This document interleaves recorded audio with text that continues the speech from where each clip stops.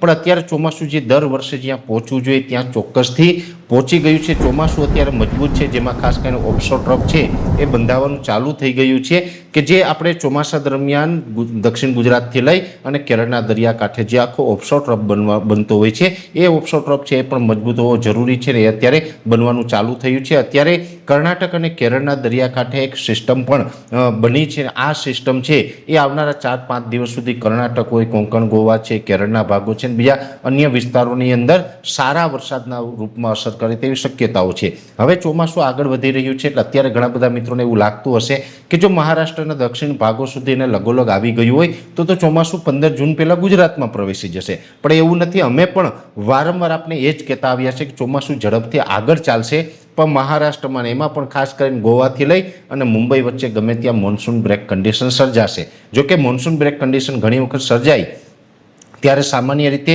2 દિવસથી લઈને 15-20 દિવસ સુધીનો એ સમયગાળો હોય છે। ઘણી વખત 15-15 દિવસ ચોમાસું રોકાઈ જતું હોય।